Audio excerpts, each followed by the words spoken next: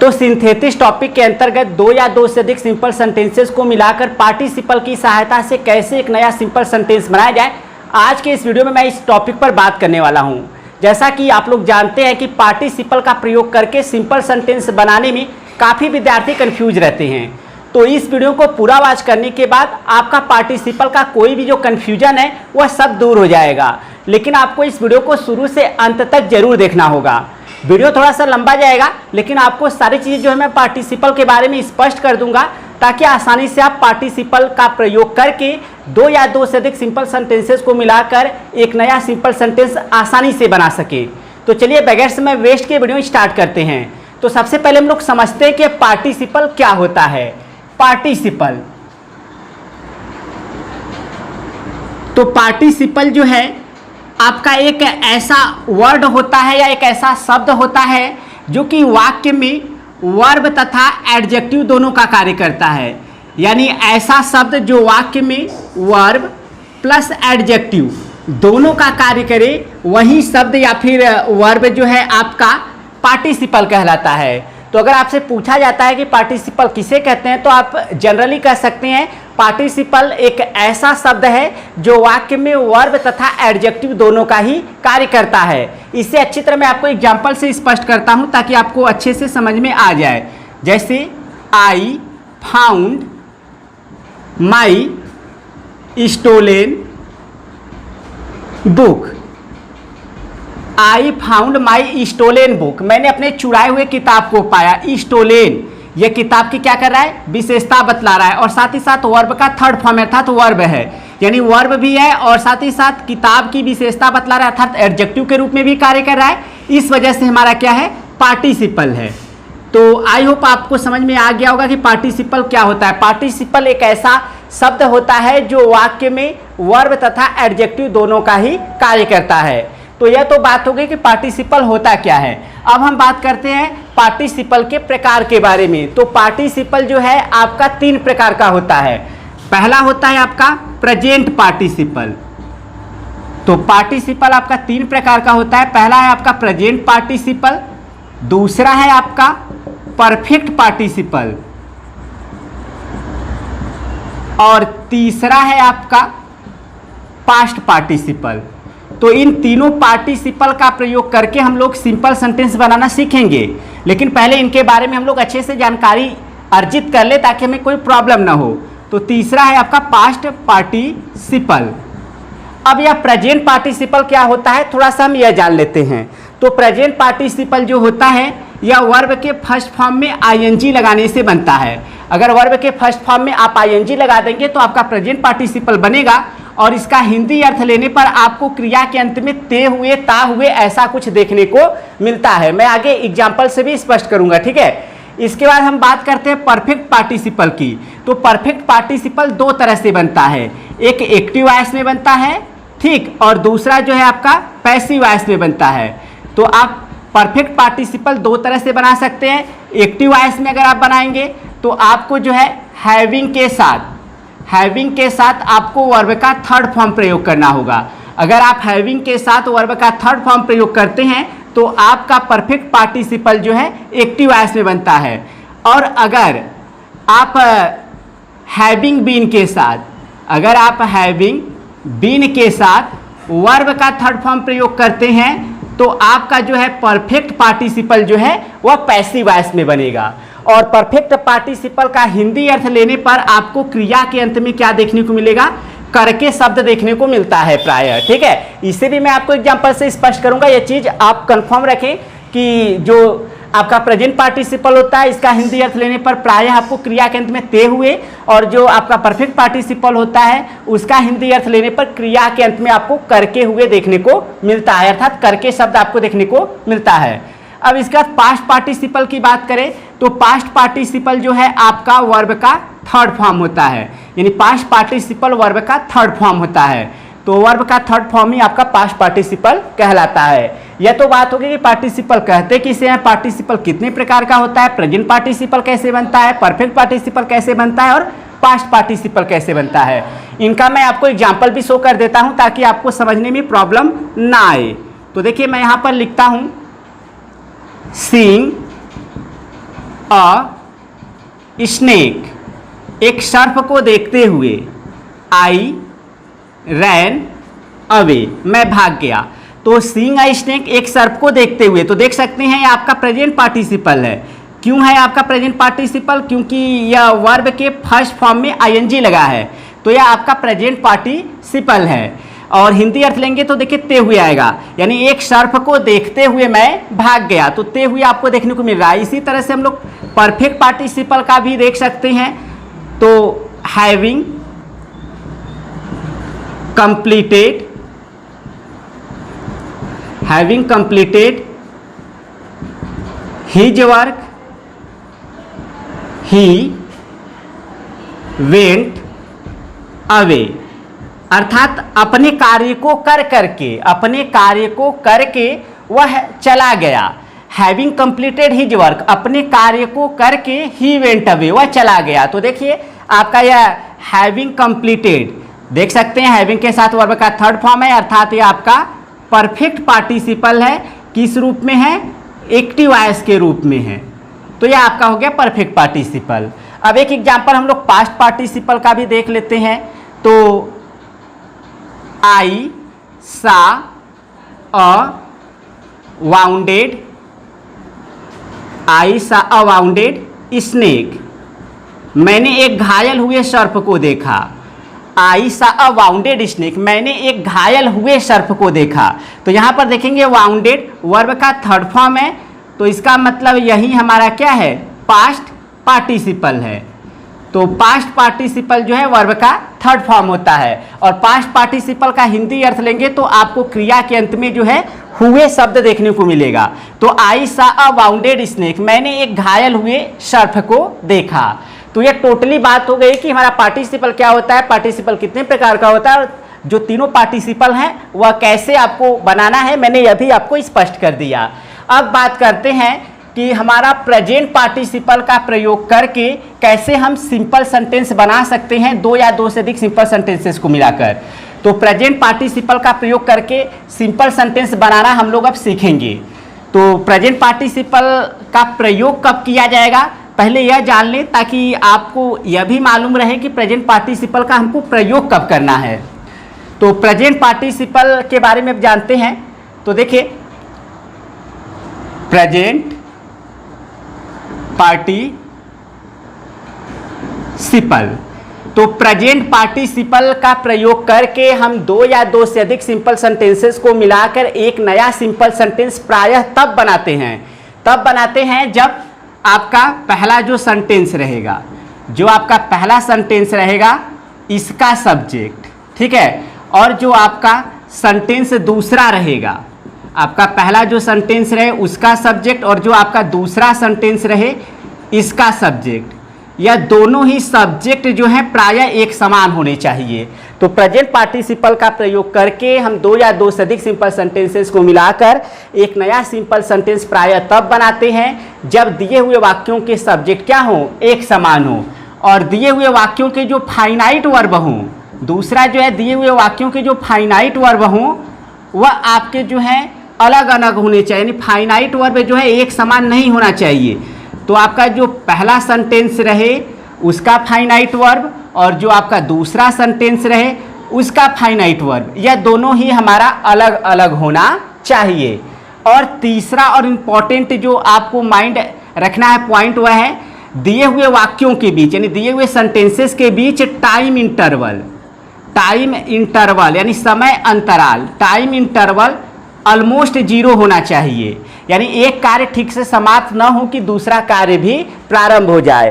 तो पार्टिसिपल का प्रयोग करके आप अगर दो या दो से अधिक सिंपल सेंटेंसेस को मिलाकर एक नया सिंपल सेंटेंस बनाना चाहते हो तो सबसे पहले आपको देखना होगा कि दिए हुए वाक्यों के सब्जेक्ट एक समान होने चाहिए, और दूसरा आपको दिए हुए वाक्यों के जो फाइनाइट वर्ब है वह अलग अलग होने चाहिए, और तीसरा दिए हुए वाक्यों के बीच हो रहे कार्यों में समय का अंतर लगभग कितना होना चाहिए, जीरो, यानी एक कार्य ठीक से समाप्त ना हो कि दूसरा कार्य क्या हो जाए, प्रारंभ हो जाए। तो ऐसा अगर आपको देखने को मिल रहा है तो आप प्रेजेंट पार्टिसिपल का प्रयोग कर सकते हैं। इसे अच्छी तरह मैं आपको एग्जाम्पल से स्पष्ट करता हूँ। जैसे यहाँ पर मैं लिखता हूँ आई टुक अ पेन, मैंने एक पेन लिया, आई रोट अ लेटर, मैंने एक पत्र लिखा। मैंने एक पेन लिया, मैंने एक पत्र लिया। तो देखेंगे दोनों वाक्यों का जो सब्जेक्ट है वह एक समान है। फाइनाइट वर्ब अगर आप देखेंगे तो इस वाक्य का फाइनाइट वर्ब और इस वाक्य का फाइनाइट वर्ब अलग अलग है। तीसरा, टाइम इंटरवल, समय का अंतर लगभग 0 है, यानी जैसे ही वह पेन लेगा, जैसे मुझे लिखना है, जब तक मैं लिख न दूं तब तक पेन लिया ही हूं, अर्थात एक कार्य ठीक से समाप्त नहीं रहा कि दूसरा कार्य क्या हो जा रहा है, प्रारंभ हो रहा है। समय का अंतर लगभग 0 है, इसलिए हम लोग प्रेजेंट पार्टिसिपल का प्रयोग करके सिंपल सेंटेंस बना सकते हैं। तो प्रेजेंट पार्टिसिपल हम किस वाक्य के वर्ब को बनाते हैं? हम प्रेजेंट पार्टिसिपल उस वाक्य के वर्ब को बनाते हैं जिससे कार्य पहले होता है। तो यहाँ पर देखिए पेन लेने का कार्य पहले होगा, इसलिए हम लोग इस पहले वाले जो जिसमें कार्य पहले हो रहा है उसी के वर्ब को प्रेजेंट पार्टिसिपल बनाएंगे। और प्रेजेंट पार्टिसिपल वर्ब के फर्स्ट फॉर्म में आईएनजी लगाने से बनता है। तो टुक को हम लोग क्या करेंगे, इसके फर्स्ट फॉर्म में आईएनजी लगाएंगे तो हो जाएगा हमारा टेकिंग। तो टेकिंग अ पेन, एक पेन को लेते हुए, देखिए ते हुए। अब इसके बाद आई रोट अ लेटर, एक पेन को लेते हुए मैंने एक पत्र लिखा। तो इस तरह से हमारा आसानी से जो है सिंपल सेंटेंस बन गया। इसी तरह से हम और भी एग्जाम्पल देखते हैं, ठीक है। आई सा अ बॉल, मैंने एक बॉल को देखा। आई पिक्ड इट अप, मैंने इसे उठा लिया। मैंने एक बाल को देखा, मैंने इसे उठा लिया। दोनों वाक्यों का सब्जेक्ट क्या है, एक समान है। फाइनाइट वर्ब क्या है, अलग अलग है।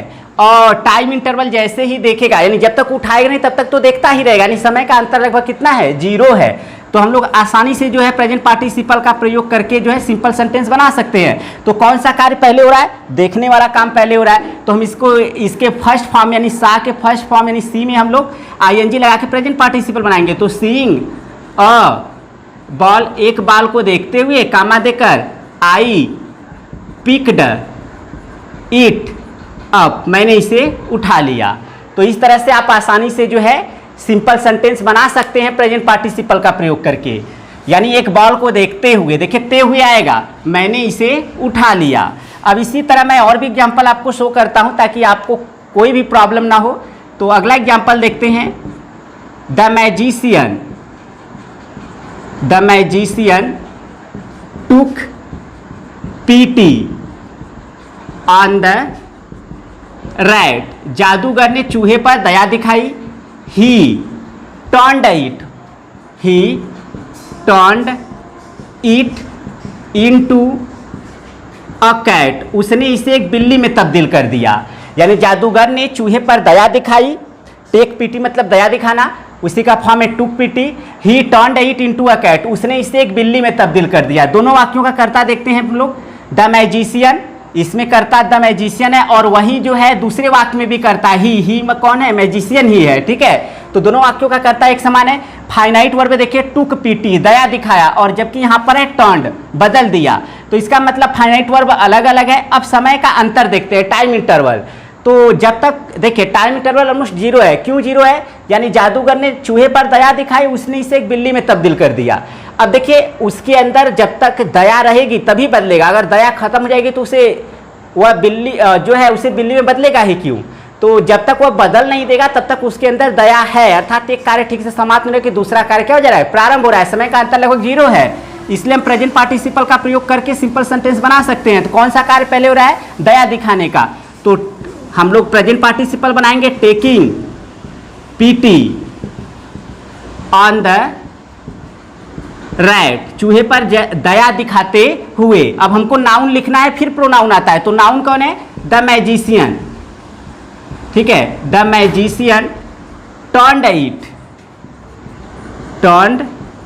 इट इनटू अ कैट, यानी जादूगर ने चूहे पर दया दिखाते हुए, देखिए ते हुए आ रहा है, जादूगर ने चूहे पर दया दिखाते हुए उसे एक बिल्ली में परिवर्तित कर दिया या उसे एक बिल्ली में बदल दिया।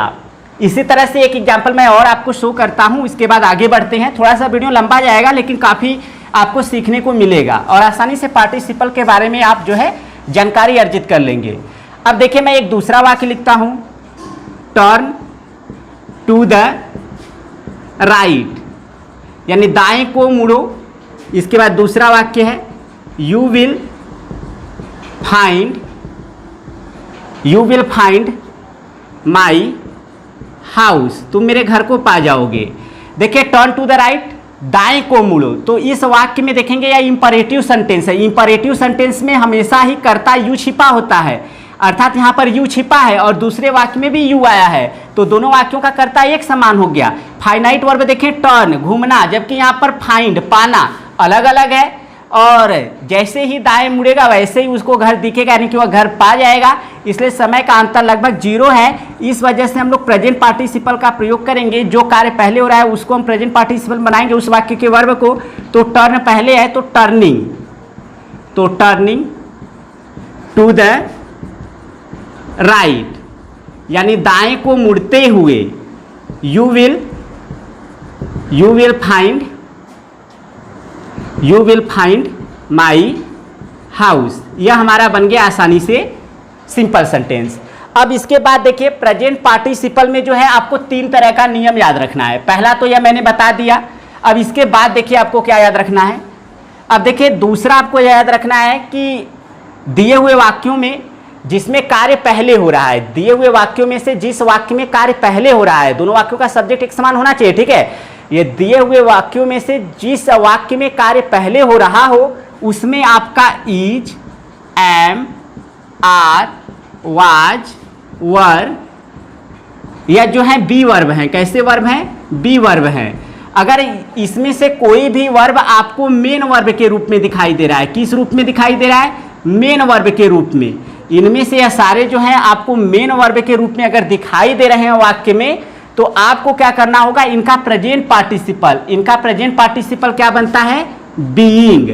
क्या बनाएंगे इनका प्रेजेंट पार्टिसिपल? बीइंग। जब यह आपको किस रूप में दिखाई देंगे? मेन वर्ब के रूप में। अब यह मेन वर्ब के रूप में कब देखने को मिलेंगे? जब दिया हुआ वाक्य न तो टेंस हो, यानी दिया हुआ वाक्य न तो टेंस हो, यानी टेंस का कोई भी रूप ना हो, जैसे प्रेजेंट इंडिफिनिट टेंस ना हो, प्रेजेंट कंटिन्यूअस टेंस ना हो, प्रेजेंट परफेक्ट, तो यानी कोई टेंस ना हो, ठीक है। और दूसरा, न ही वह यानी कि आपका न तो पैसिव वॉइस हो, क्या ना हो? पैसिव वॉइस ना हो। तो दिया हुआ वाक्य, अगर आपका दिया हुआ वाक्य जिसमें कार्य पहले हो रहा है उसमें is, am, are, was, were main verb के रूप में कब रहेंगे? जब दिया हुआ वाक्य न तो कोई टेंस हो और न ही पैसिव वॉइस हो। तो ऐसी स्थिति में इज, एम, आर, वाज, वर यह सब किस रूप में रहते हैं? मेन वर्ब के रूप में रहते हैं। अच्छी तरह मैं आपको एग्जाम्पल से स्पष्ट करता हूँ।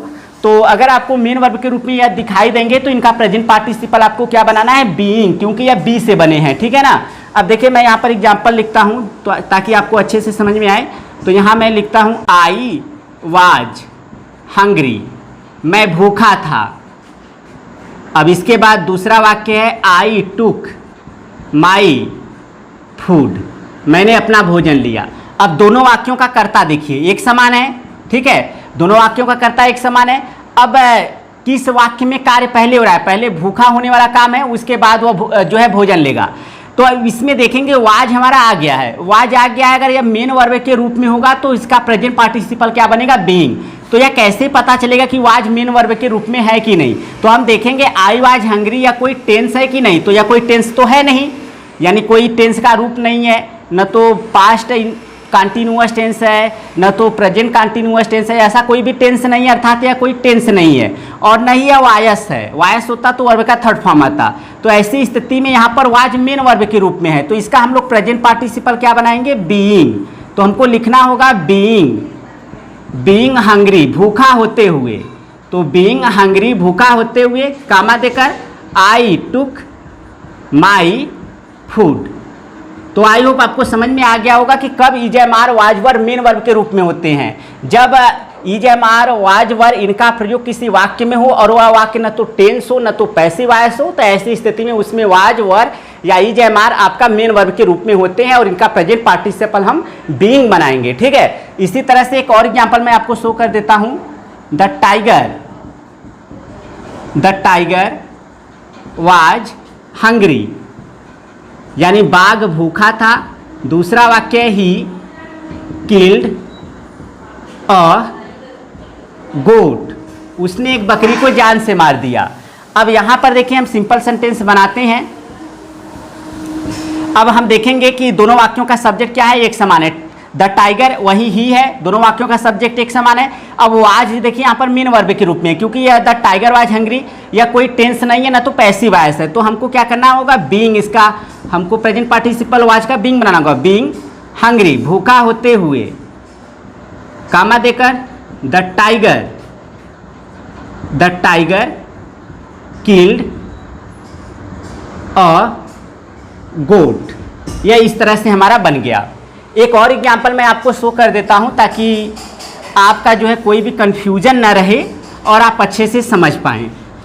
देखिए वीडियो थोड़ा सा लंबा जरूर जाएगा, लेकिन काफ़ी जो है पार्टिसिपल के बारे में जानकारी प्रोवाइड कर देगा ताकि आपको पार्टिसिपल को समझने में प्रॉब्लम ना हो। इसी तरह से I was tired of reading. I was tired of reading, मैं पढ़ते हुए थक गया था।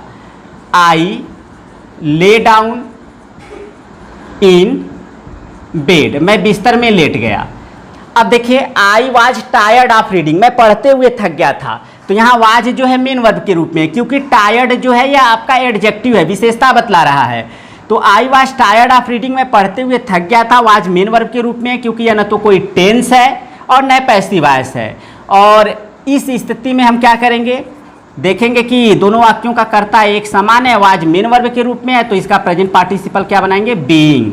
तो लिखेंगे बीइंग टायर्ड ऑफ रीडिंग, यानी पढ़ते हुए I was tired of reading, यानी बीइंग टायर्ड ऑफ रीडिंग, यानी पढ़ते हुए थकते हुए, यानी पढ़ने से थकते हुए।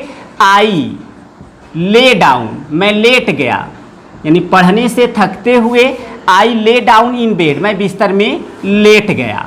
तो ते हुए आपको देखने को मिलेगा। तो यह दूसरा नियम है जो पार्टिसिपल के बारे में है कि जब आपको दिए हुए वाक्यों का कर्ता एक समान दिखाई दे और जिस वाक्य में कार्य पहले हो रहा हो उसमें अगर is am are was were main verb के रूप में हो तो उनका प्रेजेंट पार्टिसिपल आपको क्या करना है, बीइंग प्रयोग करना है। कैसे पता चलेगा कि is am are was were main verb के रूप में है, तो आपको देखना होगा जिनमें इनका प्रयोग है वह वाक्य न तो टेंस हो न तो पैसिव वॉइस हो, तो ऐसी स्थिति में वह उसमें जो है आपका वाज वर या इज एम आर या मेन वर्ब के रूप में होते हैं और इनका प्रेजेंट पार्टिसिपल आप बीइंग बनाएंगे क्योंकि ये बी वर्ब के रूप है। ठीक है, अब इसके बाद हमारा तीसरा जो नियम है अब वह हम समझते हैं।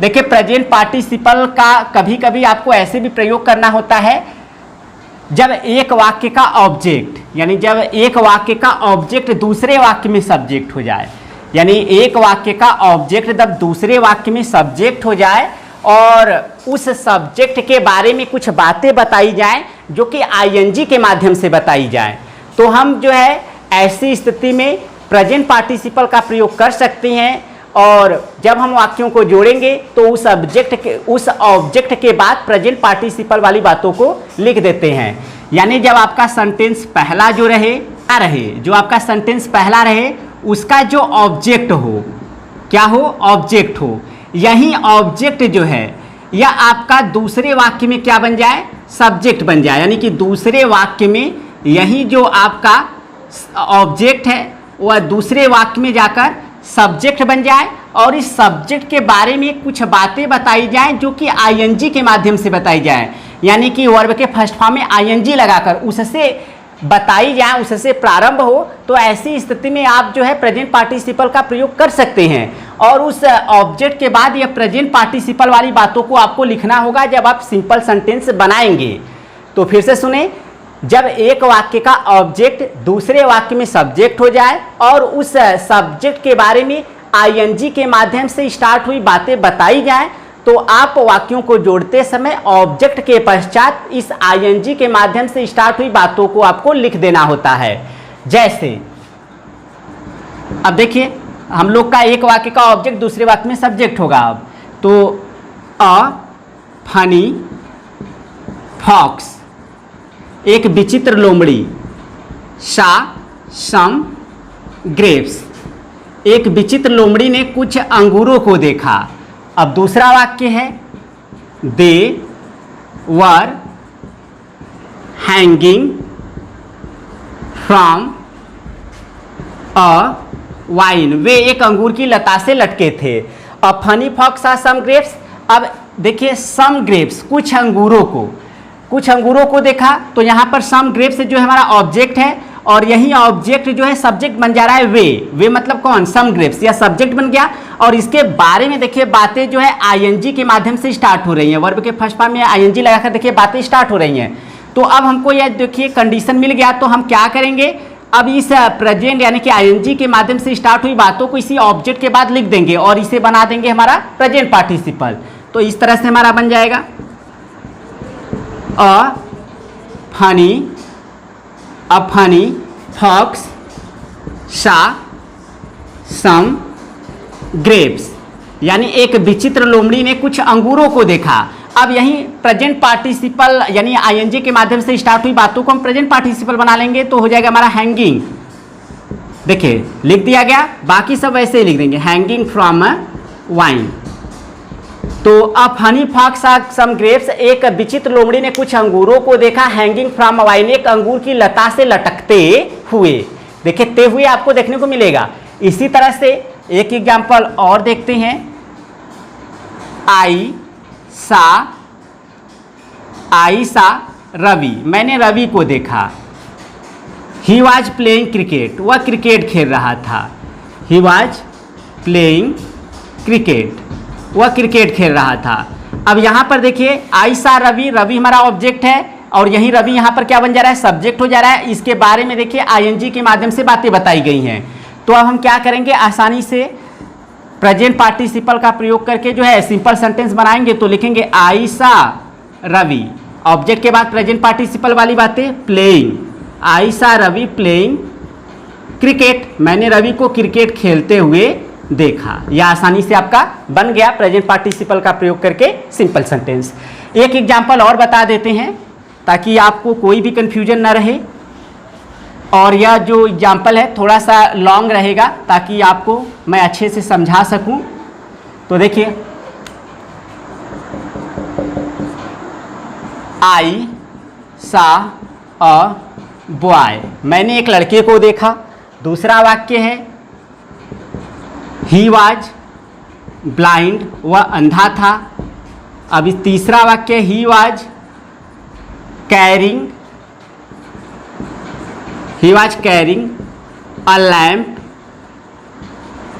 इन हिज हैंड, वह अपने हाथ में एक लैंप को ढो रहा था, है तो कैरिंग ढो रहा था। तो आई सा अ बॉय, अब यह अ बॉय देखिए ऑब्जेक्ट है और यहाँ पर जाकर देखिए आपका सब्जेक्ट हो जा रहा है, इसमें भी सब्जेक्ट हो जा रहा है, लेकिन इसमें जो सब्जेक्ट बन रहा है तो इसके बारे में बातें देखिए आईएनजी के माध्यम से बताई जा रही हैं। तो इस आईएनजी के माध्यम से जो बातें बताई जाएंगी हम इसी ऑब्जेक्ट के बाद लिखेंगे। और ये जो ब्लाइंड है बॉय की विशेषता बतला रहा है तो इसी से पहले हम लगा देंगे। तो हमारा इस तरह से बन जाएगा सिंपल सेंटेंस, आई सा अ ब्लाइंड बॉय, मैंने एक अंधे लड़के को देखा। अब लड़के के बारे में आईएनजी के माध्यम से जो बातें हैं वो हमको लिखना है।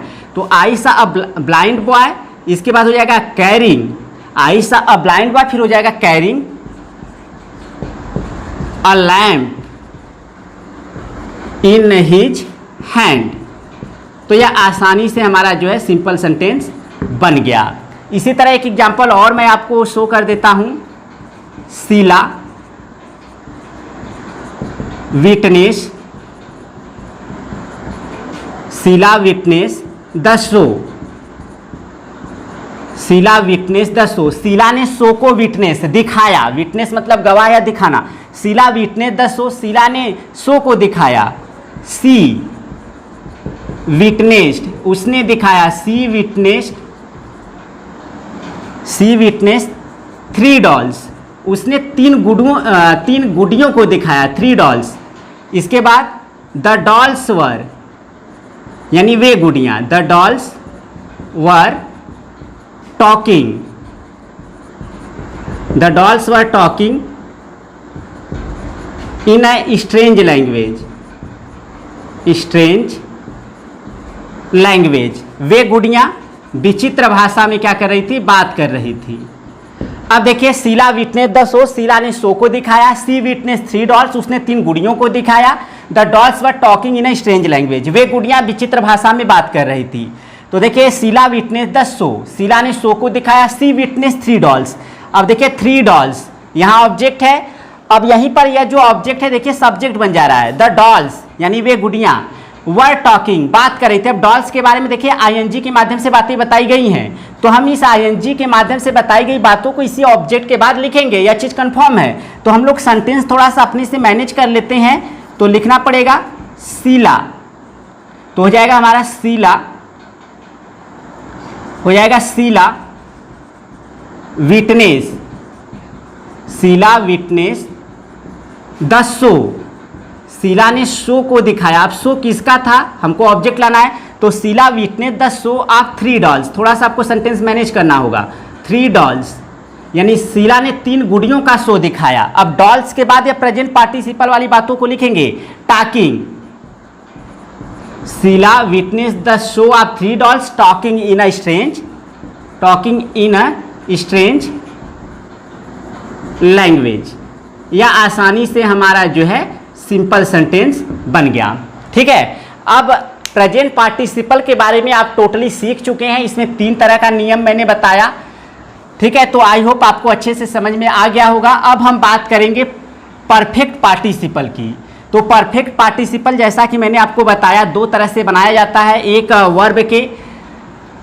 वर्ब का आपको हैविंग के साथ वर्ब का थर्ड फॉर्म प्रयोग करके आपको एक्टिव वॉइस में बनाना है, और हैविंग बीन के साथ आपको वर्ब का थर्ड फॉर्म प्रयोग करके पैसिव वॉइस में जो है परफेक्ट पार्टिसिपल बनाना है। तो परफेक्ट पार्टिसिपल का अब हम प्रयोग कब करेंगे, अब इसके बारे में हम लोग जानते हैं। तो परफेक्ट पार्टिसिपल का प्रयोग करके अगर आप सिंपल सेंटेंस बनाना चाहते हैं तो आपको क्या चीज़ें ध्यान देनी है। पहला आपको यह ध्यान देना है कि जो आपका सेंटेंस पहला रहे उसका सब्जेक्ट, और जो आपका सेंटेंस दूसरा रहे उसका सब्जेक्ट, या दोनों ही सब्जेक्ट एक समान होने चाहिए। ठीक है, इसका भी सब्जेक्ट आपको समान देखने को मिलना चाहिए। और फाइनाइट वर्ब जो आपका पहला सेंटेंस रहे और जो दूसरा आपका सेंटेंस रहे उसका फाइनाइट वर्ब, यह दोनों ही अलग अलग होने चाहिए। यानी कि फाइनाइट वर्ब जो पहले सेंटेंस का रहेगा वह अलग होना चाहिए और दूसरे सेंटेंस का फाइनाइट वर्ब अलग होना चाहिए। अब हम बात करते हैं टाइम इंटरवल की, समय अंतराल की। तो समय यानी टाइम इंटरवल जो है आपका टाइम इंटरवल, तो टाइम इंटरवल आपका जो है वह पर्याप्त होना चाहिए। तो आपका जो टाइम इंटरवल है वह इक्वल टू 0 नहीं होना चाहिए, पर्याप्त होना चाहिए, यानी कि समय का अंतर पूरा होना चाहिए। टाइम इंटरवल आपका जो है 0 नहीं होना चाहिए। जबकि प्रेजेंट पार्टिसिपल में समय का अंतर लगभग कितने था, 0 था। उसमें एक कार्य ठीक से समाप्त नहीं हो रहा था कि दूसरा कार्य प्रारंभ हो जा रहा था। लेकिन परफेक्ट पार्टिसिपल में क्या है कि टाइम इंटरवल आपका 0 नहीं होना चाहिए, अर्थात एक कार्य पूरी तरह से समाप्त हो जाएगा तभी हम दूसरा कार्य क्या करेंगे, प्रारंभ करेंगे। तो परफेक्ट पार्टिसिपल में यही अंतर है कि एक कार्य ठीक से समाप्त हो जाता है तब दूसरा कार्य प्रारंभ होता है, जबकि प्रेजेंट पार्टिसिपल में एक कार्य ठीक से समाप्त नहीं होता था कि दूसरा कार्य प्रारंभ हो जाता था। तो अगर आपको ऐसा कंडीशन दिखाई देगा तो आप परफेक्ट पार्टिसिपल का प्रयोग कर सकते हैं। परफेक्ट पार्टिसिपल का आप देखिए प्रयोग 2 तरह से होता है, एक एक्टिव वॉइस में, दूसरा पैसिव वॉइस में। एक्टिव वॉइस में अगर आपका जो कार्य पहले हो रहा हो उसमें अगर आपको देखने को मिल रहा है कि जो आपका दिया हुआ वाक्य वह पैसिव वॉइस में, तो आपको हैविंग बीन के साथ वर्ब का थर्ड फॉर्म प्रयोग करके परफेक्ट पार्टिसिपल बनाना है। लेकिन जिस वाक्य अगर आपको वाक्य पैसिव वॉइस में नहीं दिखाई दे रहा है, एक्टिव वॉइस में है, तो आपको हैविंग के साथ वर्ब का थर्ड फॉर्म लगाकर एक्टिव वॉइस में परफेक्ट पार्टिसिपल बनाना पड़ेगा। तो किस वाक्य के वर्ब को हम परफेक्ट पार्टिसिपल बनाएंगे, जिससे हमें कार्य पहले होता हुआ दिखाई देगा। ठीक है, तो अब देखिए हम एग्जाम्पल से स्पष्ट आपको करते हैं अच्छे से। जैसे he build a house, he build a house in the city, उसने शहर में एक घर या मकान बनाया। ठीक है, इसके बाद he build a house in the city, उसने शहर में एक घर बनवाया, एक घर बनाया। He went there to live, वह वहाँ रहने के लिए गया। तो he build a house in the city, उसने शहर में एक घर बनवाया। He went there to live, वह वहाँ रहने के लिए गया। He went there to live, वह वहाँ रहने के लिए गया। तो बनवा लेगा उसके बाद ही जाएगा। साफ साफ नजर आ रहा है, दोनों वाक्यों का कर्ता एक समान है। यहाँ बिल्ट है तो यहाँ वेंट है, दोनों वाक्यों का फाइनाइट वर्ब अलग अलग है। और बनवा लेगा तभी जाएगा, यानी he built a house in the city, उसने एक मकान शहर में बनवाया। He went there to live, वह वहाँ रहने के लिए गया। यानी शहर में एक मकान को बनवा करके वह वहाँ रहने के लिए गया। तो मैंने बताया था कि जब भी आप परफेक्ट पार्टिसिपल का हिंदी अर्थ लेंगे तो करके देखने को मिलेगा। तो हम लोग क्या करेंगे, अब हम परफेक्ट पार्टिसिपल बनाने जाएंगे तो सबसे पहले देखेंगे कौन सा कार्य पहले हो रहा है। तो पहले शहर में घर बनवाने वाला कार्य हो रहा है, तो यह एक्टिव वॉइस में है कि पैसिव वॉइस में, हमको यह कंफर्म करना है। तो यह देखने को मिल रहा है कि एक्टिव वॉइस में है, क्योंकि यह आपका पैसिव वॉइस में है नहीं, यह टेंस है, पास्ट इंडेफिनिट तो एक्टिव वॉइस में है। तो हम कैसे बनाएंगे परफेक्ट पार्टिसिपल, हैविंग के साथ वर्ब का थर्ड फॉर्म। तो हैविंग बिल्ट, क्योंकि बिल्ड का जो है सेकेंड और थर्ड फॉर्म एक ही होता है। तो having built a house in the city, यानी शहर में एक घर को बनवा करके, कामा देकर, he went there to live, वह वहाँ रहने के लिए गया। इसी तरह से एक और एग्जाम्पल देखते हैं, ही रोट अ लेटर, उसने एक पत्र लिखा, ही पोस्टेड इट, उसने इसे पोस्ट किया। अब देखिए दोनों वाक्यों का हमारा कर्ता क्या है, एक समान है, फाइनाइट वर्ब अलग अलग है, और जाहिर सी बात है लिख लेगा पत्र को तभी पोस्ट करेगा, एक कार्य पूरी तरह से समाप्त हो जाएगा तब दूसरा कार्य प्रारंभ होगा। इसलिए हम लोग आसानी से परफेक्ट पार्टिसिपल का प्रयोग कर सकते हैं। तो कौन सा कार्य पहले हो रहा है, पहले पत्र लिखने का कार्य हो रहा है, और यह किस रूप में है, एक्टिव वॉइस में है, क्योंकि टेंस है पास्ट इंडेफिनिट। तो एक्टिव वॉइस में है तो हम लोग हैविंग के साथ वर्ब का थर्ड फॉर्म प्रयोग करके परफेक्ट पार्टिसिपल बनाएंगे। तो हैविंग रिटेन अ लेटर, एक पत्र को लिख करके, कामा देकर, ही पोस्टेड इट, उसने इसे पोस्ट किया। यह आसानी से हमारा जो है बन गया सिंपल सेंटेंस। इसके बाद मैं आपको और भी एग्जांपल शो करता हूं ताकि आपका जो है कोई भी प्रॉब्लम न रहे। वीडियो मैं भी जान रहा हूं कि लंबा जा रहा है, लेकिन जो कॉन्सेप्ट है वह क्लियर आपका हो जाएगा अगर पूरा वीडियो आज करेंगे तो। और वीडियो पसंद आए तो वीडियो को लाइक भी कीजिएगा, और चैनल पे पहली बार है तो चैनल को सब्सक्राइब भी कर लीजिएगा। इसके बाद देखिए अगला एग्जाम्पल देखते हैं, द सर्वेंट यानी नौकर, the servant completed his work, यानी नौकर ने अपने कार्य को समाप्त किया, कंप्लीटेड हिज वर्क। इसके बाद अगला ही वेंट टू मार्केट, वह बाजार गया, ही वेंट टू मार्केट, वह बाजार गया। अब यहाँ पर देखेंगे एक कार्य पूरी तरह से समाप्त हो जा रहा है, अपना कार्य कर ले रहा है, उसके बाद ही जो है वह बाजार जा रहा है, करते करते तो जाएगा नहीं, कंप्लीट करके ही जाएगा। दोनों वाक्यों का सब्जेक्ट एक समान है, फाइनाइट वर्ब अलग अलग है। जो कार्य पहले हो रहा है वह हमारा देख रहे हैं कि एक्टिव वॉइस में है, तो हम हैविंग के साथ वर्ब का थर्ड फॉर्म लगाते हैं परफेक्ट पार्टिसिपल बनाने के लिए। तो हो जाएगा हैविंग कंप्लीटेड हिज वर्क, अपने कार्य को समाप्त करके। अब कामा लगाएंगे, पहले नाउन आएगा तो हमारा हो जाएगा द सर्वेंट, ही नहीं लिखेंगे बल्कि नाउन आएगा, the servant went to market. तो यह इस तरह से हमारा बन गया आसानी से परफेक्ट पार्टिसिपल का प्रयोग करके सिंपल सेंटेंस। अब चलिए पैसिव वॉइस में भी कुछ वाक्य देख लेते हैं, जैसे Ravi was punished by teacher, Ravi को अध्यापक के द्वारा सजा मिली, ही फेल्ट सॉरी, उसने दुख को महसूस किया। अब दोनों वाक्यों का देखेंगे कर्ता एक समान है, ठीक है, फाइनाइट वर्ब अलग है, यहाँ पनिश्ड है तो वहाँ फेल्ट है।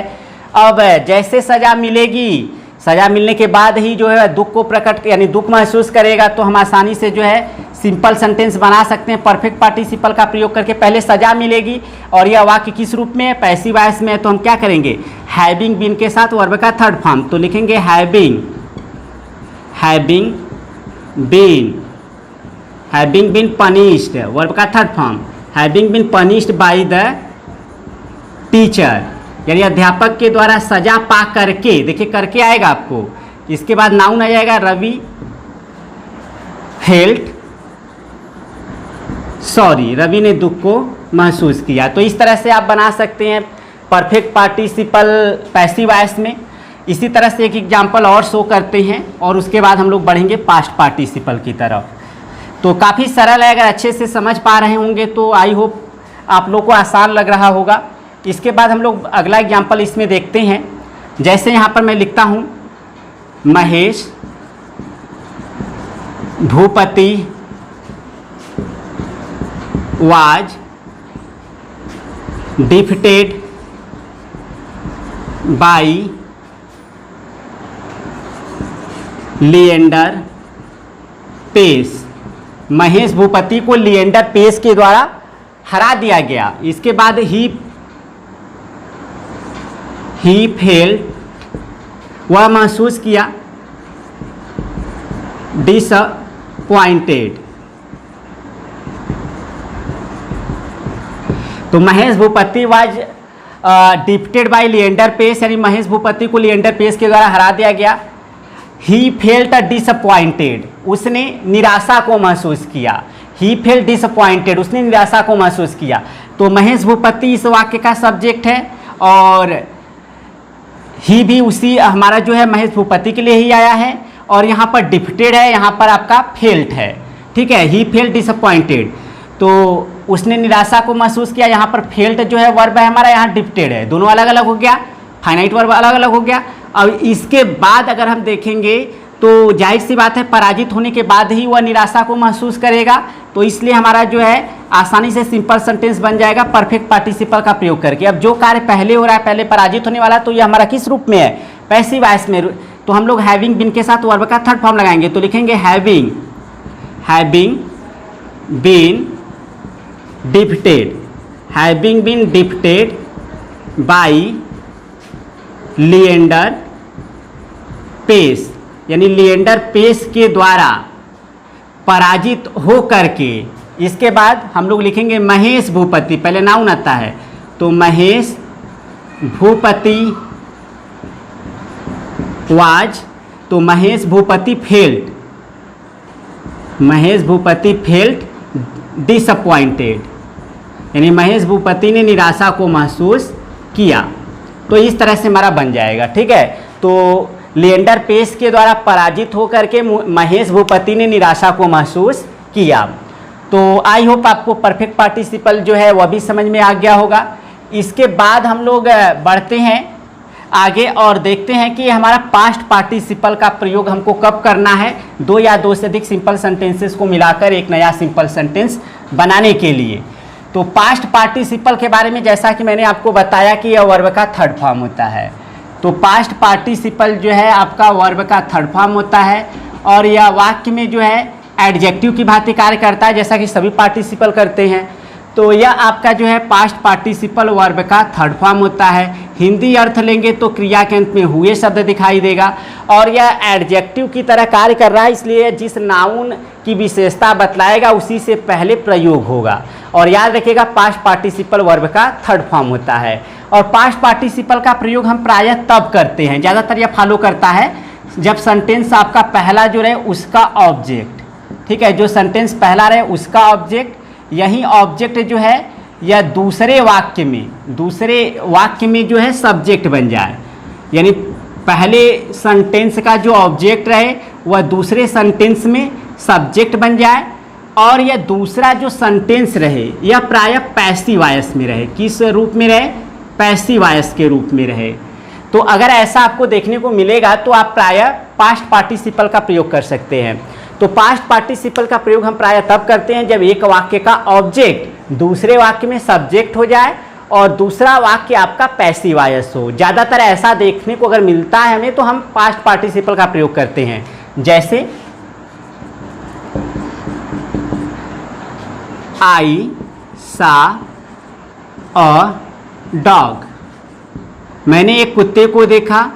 इट वाज वाउंडेड, इसे घायल किया गया था। अब देखिए आई सा अ डॉग, मैंने एक कुत्ते को देखा। अब यहाँ पर डॉग जो है हमारा ऑब्जेक्ट है, यहाँ पर देखेंगे सब्जेक्ट हो गया और यह दूसरा वाक्य किसमें है? पैसिव वॉइस में। देख सकते हैं वाज के साथ वर्ब का थर्ड फॉर्म है। तो वाउंडेड जो है वह हमारा पास्ट पार्टिसिपल है क्योंकि वर्ब का थर्ड फॉर्म होता है। तो यह जिस नाउन की विशेषता बतलाता है उसी से पहले प्रयोग होता है, इसलिए हमारा सिंपल सेंटेंस बन जाएगा आई सा अ वाउंडेड स्नेक, इस तरह से बन गया आपका सिंपल सेंटेंस। मैंने एक घायल हुए, देखिए हुए आएगा, मैंने एक घायल हुए सर्प को देखा। देखिए जैसा मैं बता रहा हूँ अगर वैसा आप समझेंगे तो आपको आसान लगेगा, लेकिन आप किताबी भाषा से पढ़ेंगे तो आपको काफ़ी डिफिकल्ट लगेगा। मैं काफ़ी सिंपल तरीके से आपको बता रहा हूँ, आपको आई होप कि समझ में आ भी रहा होगा। इसके बाद आई सा अ रोज, मैंने एक गुलाब को देखा। इट वाज फेडेड, यह मुरझाया हुआ था। तो यहाँ पर फिर देखेंगे तो एक वाक्य का जो हमारा ऑब्जेक्ट है दूसरे में सब्जेक्ट, और ये दूसरा वाक्य किस में है, पैसिव वॉइस में है। तो फिर हम लोग बना देंगे आई सा, अब यह फेडेड किसकी विशेषता बता रहा है, गुलाब की। आई सा अ फेडेड रोज, इस तरह से हमारा बन गया सिंपल सेंटेंस। और कभी कभी आपको जो है ऐसा कुछ नहीं देखने को मिलेगा, तो ऐसी स्थिति में आप देखेंगे कि आपका जो पास्ट पार्टिसिपल होगा वह वर्ब का थर्ड फॉर्म होगा, और वह जिस नाउन की विशेषता बतलाएगा उसी से पहले हमको उसको प्रयोग करना होगा। जैसे Ravi lost his book, Ravi ने अपनी किताब को खो दिया। दूसरा वाक्य ही सर्चेड फॉर इट, उसने इसके लिए तलाश किया। उसने इसके लिए क्या किया, तलाश किया। रवि ने अपनी किताब को खो दिया, उसने इसके लिए तलाश किया। तो रवि ने अपने खोए हुए किताब के लिए तलाश किया। खोए हुए किसकी विशेषता बता रहा है, किताब की। तो हम ऐसे भी बना सकते हैं रवि सर्चड, रवि सर्चड, रवि ने तलाश किया, यानी रवि सर्च फॉर किसके लिए, his lost book, his lost book, Ravi ने अपने खोए किताब के लिए तलाश किया। तो यहाँ पर लॉस्ट जो है बुक की विशेषता बतला रहा है, तो ये हमारा पास्ट पार्टिसिपल है। तो मैक्सिमम आपको इस तरह का जो मैंने बताया कि एक वाक्य का ऑब्जेक्ट दूसरे वाक्य में सब्जेक्ट के रूप में देखने को मिलेगा, और दूसरा वाक्य पैसिव वॉइस में होगा। ऐसे ज़्यादातर आपको पास्ट पार्टिसिपल दिखाई देता है, लेकिन कभी अलग से पूछ देगा तो भी आपको ध्यान रखना है कि पास्ट पार्टिसिपल वर्ब का थर्ड फॉर्म होता है, और वह जिस नाउन की विशेषता बतलाएगा उसी के पास प्रयोग होगा। तो स्टूडेंट्स यह था टोटली कि पार्टिसिपल होता क्या है, और प्रेजेंट पार्टिसिपल या पास्ट पार्टिसिपल या परफेक्ट पार्टिसिपल का प्रयोग करके हम कैसे दो या दो से अधिक सिंपल सेंटेंसेस को मिलाकर एक नया सिंपल सेंटेंस बना सकते हैं। वीडियो थोड़ा सा लंबा था, मैं भी मानता हूं, लेकिन मैंने काफ़ी हद तक आपको स्पष्ट करने का प्रयास किया कि आखिर में पार्टिसिपल होता क्या है और कैसे इनका प्रयोग करके हम दो या दो से अधिक सिंपल सेंटेंसेस को मिलाकर एक नया सिंपल सेंटेंस बना सकते हैं। अगर वीडियो पसंद आया तो वीडियो को लाइक करें, चैनल पर पहली बार तो चैनल को जरूर सब्सक्राइब कर ले। और आप लोगों को बताना चाहूँगा कि यदि आप सॉलिड एक्सरसाइज चाहते हैं, चाहे नरेशन का हो, चाहे सिंथेसिस का हो, या ट्रांसफॉर्मेशन का, या फिर किसी भी टॉपिक का, चाहे आपका वन वर्ड सब्स्टिट्यूशन यह सब हो, इन सब का जो है प्रिपरेशन हमारे मोबाइल एप्लीकेशन नॉलेज बीम पर कराया गया है, जिसका लिंक मैंने वीडियो को डिस्क्रिप्शन में दिया है। उसे डाउनलोड कर ले, बहुत अच्छे से आप बोर्ड एग्जाम के लिए इंग्लिश की प्रिपरेशन उस एप्लीकेशन से कर लेंगे। वहाँ पर आपको क्वेश्चन आंसर भी किताब का देखने को मिल जाएगा, तो उसे डाउनलोड कर ले, लिंक वीडियो के डिस्क्रिप्शन में है, मात्र 3 MB का है। और साथ ही साथ अगर आप ट्रांसफॉर्मेशन, सिंटेक्स, सिंथेटिक्स का नोट्स तैयार करना चाहते हैं तो हमारे एक और एप्लीकेशन है जिसका नाम है बोर्ड एग्जाम प्रिपरेशन ऐप, वहाँ से उसे भी आप जो है प्ले स्टोर से डाउनलोड कर लें। अगर आप नॉलेज बीम एप्लीकेशन को ही भी सर्च करेंगे तो उसके नीचे बोर्ड एग्जाम एप्लीकेशन ऐप आता है ब्लू कलर में, तो उसे डाउनलोड कर लीजिएगा, तो वहाँ से आप नोट्स तैयार कर लेंगे। तो इस वीडियो में फिलहाल इतना ही। और एक चीज़ मैं आपको और बताना चाहूँगा कि टेलीग्राम चैनल को ज्वाइन कर लीजिएगा, क्योंकि वहाँ पर मैं आप लोगों के लिए कुछ अपडेट्स भेजता रहता हूँ। तो टेलीग्राम चैनल का भी लिंक वीडियो के डिस्क्रिप्शन में, वहाँ पर जरूर ज्वाइन कर लीजिए। तो इस वीडियो में फिलहाल इतना ही, मिलते हैं नेक्स्ट वीडियो में, तब तक के लिए thank you so much for watching this video.